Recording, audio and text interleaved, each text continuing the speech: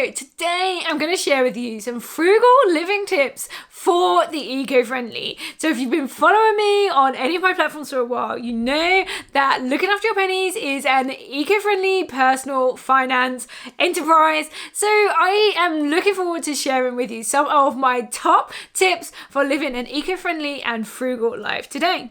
So welcome to the Looking After Your Pennies YouTube channel. My name is Charlotte Jessup. So today I'm going to give you a super quick rundown of 25 of my favourite eco-friendly frugal living tips. So let's jump straight in. Number 1, create green habits as a family. So get the kids involved, get your partner involved. It only really works when you're all in it together. So if you're recycling but the kids aren't, you need to get them involved. So have a conversation and see what you can work on together. Number 2, choose walking, cycling, scooters over taking the car. Sometimes the temptation to do the school run in the car or pop to the local shop in the car can be huge. But if you can walk, cycle, scoot, roller skate, whatever you want to do, that's a much better choice for the environment and it will save you money too. Number 3, use a water bottle. So use the water that comes out of your tap and take your bottle with you.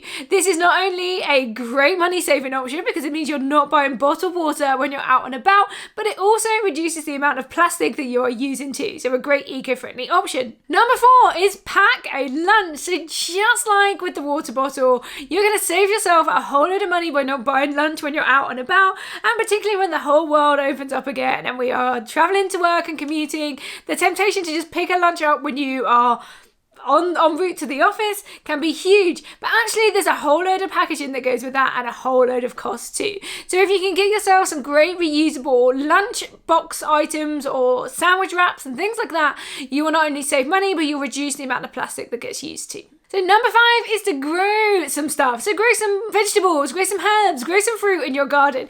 If you've got kids, you can get them involved. And it's perfect if you have a garden, or you could also look at considering getting an allotment. These come with a cost, but they can be a great way of growing lots of the food that you need if you don't have a garden space to do this in. You might have a lot of lawns and things like this. So why not consider digging up a small patch in your garden and turning that into a vegetable patch where you can grow some food instead of just constantly popping to the shops and buying it. Number 6, get a compost pile. So this is something that I did last year. We'd always had like a garden waste bin and we've been putting our garden waste in there, and that was expensive. So we decided to use a section of our garden and create a compost pile.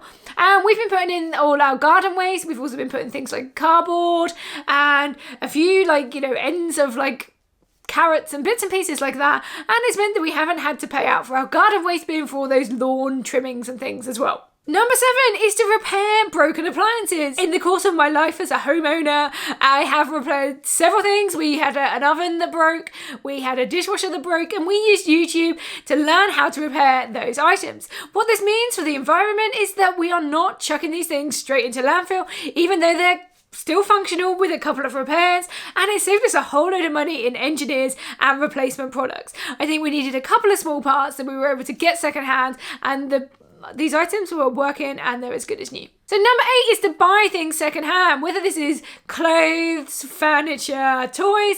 All of these things can be bought secondhand and you will save yourself a whole load of money. Even if you are buying them on places like eBay or in charity shops, you're going to get a good discount. And it also means that you're not buying new. It's a hugely wasteful society that we live in that we're constantly buying new things when there are good secondhand options out there. So have a look whenever you need to make a new purchase to see if there is a second-hand item available that would be suitable for you. So number 9 is to think about your laundry. Can you dry your laundry outside? So even if it is dry outside but it's cold, your clothes will still dry. Just stick them on the line and they will be good. You can also think about drying your clothes inside, in airing cupboards or on radiators, so that you're not using expensive and hugely energy consuming things like your tumble dryer. Have a look at what options are available to dry your laundry more naturally and use those instead to save money and the planet. So number 10 is to upcycle old furniture. So there have been several times when I've decided I want like my house to look completely different and I have wanted to go out and buy new furniture. Instead, a great option for me has been to kind of upcycle some of the furniture that I've had. So I've, put some new coverings on things, just changed them around, painted them. These are some really great options if you don't want to chuck your old furniture in the bin. Can you repurpose it and make it work for you and make it look better than it already is? So consider that next time you want to change something in your home. Can you upcycle something that you already have to make it fit its new purpose? So number 11 is do a toy swap with friends. So kids want new stuff all the time. They grow out of stuff, they get bored. And rather than buying them constantly new things, see if there's, a friend down the road who's got kids that are a similar age to yours or maybe a bit older, and see if you can swap some toys about. Could you borrow some of their toys for a week and they borrow your toys? And that way you can get like some fresh stuff into your home, keep the kids entertained without constantly buying new things. Number 12, bit of a controversial one, but eat less meat. Now, I'm not saying that everybody should go out there and be vegetarian or vegan, but meat is expensive and it's bad for the environment too. So if you can consider having, 1 or 2 meals without meat, less each week, then that could do really great things, not only for your bank balance, but also for the planet too. So number 13, this is a great tip, and this is to regrow some of your vegetables. So things like spring onions and celery and lettuce, you can take the ends, the bits with the roots, and you can pop them in water and they will regrow. This means that you can get almost a near constant supply of spring onions without having to buy more. Great for the planet, great for your funds as well. 14 is monitor your energy usage. If you've got a smart meter, this will really help you with that. If not, just keep an eye on your bills. Think about things like, can you turn down your thermostat? Can you put some draft proofing in place to stop all that lovely warm energy in your house from leaking out? Think about how much you're using things like your oven and your kettle. Can you find ways to be more energy efficient around these? Number 15 is ditch kitchen roll. We ditched kitchen roll a long time ago and we now use reusable wipes. So these are just little sections of fabric. You can make these out of old clothes or, fabric scraps you've got in your craft drawer and just use those to mop up spills or clean dirty things. If it's something that's particularly dirty, consider using worn out clothes that are not fit for the charity shop and breaking them into rags. That way you've found a new purpose, you've given them a new lease of life right at the end of their life, and you are not having to buy things like kitchen roll. 16, taking this one step further, can you do the same with toilet roll? So rather than buying toilet roll, can you instead use some scraps of fabric that you wash over and over again? You can either buy these, and I'll drop some links below, or you can make your own. You just keep a basket of fresh scraps of fabric by the toilet. When they're used, you can pop them in a little laundry basket that then just goes in your normal wash.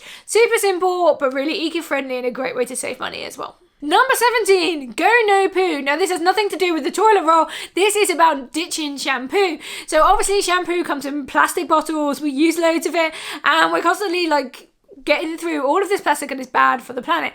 So can you switch to no poo, which means not using shampoo? This might mean washing your hair in things like vinegar or bicarbonate of soda instead, or switching to a kind of low poo option, which is shampoo bars. There are lots of alternatives to using shampoo, so have a look around, do your research and see if there is an alternative that might work for you and your hair. 18, super simple one but wear your clothes more than once. So rather than putting them straight in the wash at the end of the day, give them a sniff, see if they can be worn another day.